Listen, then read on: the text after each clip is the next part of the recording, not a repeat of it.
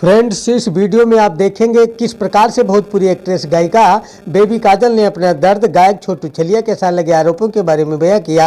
जानकारी पसंद आए तो चैनल को सब्सक्राइब, वीडियो को लाइक कर दीजिएगा। एक ऐसा समय आया, मैं गाना गा ही रही थी, बहुत लोग नाम जोड़ने लगे, बहुत लोग बोलने लगे छोटू छलिया की ये है, छोटू छलिया की वो है। तो हम बोले भी कि ऐसा बात है तो इज्जत से बढ़ के कुछ होता नहीं है। हमने फिर साइड होने का मैंने कोशिश किया। मैंने बोला कि नहीं तो नहीं गाते हैं।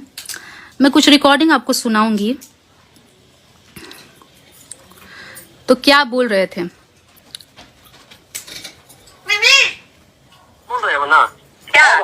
अब हम करेंगे तुमको जो साथ में लेके आपको चल रहे थे, साथ में नहीं। हम ये बोल रहे हैं कि हम चाह रहे थे कि हम ये चाह रहे थे ना कि हम कहीं और भी गाना गाएंगे और छोटू छलिया जी के साथ भी गाना गाएंगे, ठीक है।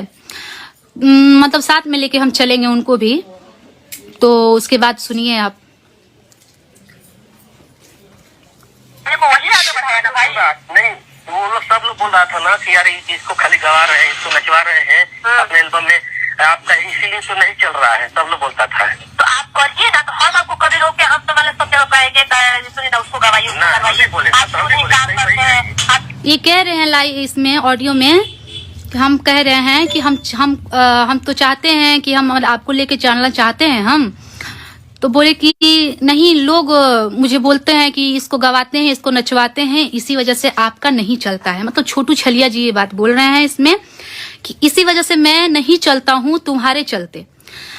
तो हम ये बात इनमें बोले हैं कि ठीक है, आप किसी से भी गाना गवाइए, करवाइए, हम नहीं गाते हैं, कोई बात नहीं है, किसी से भी गवा सकते हैं आप।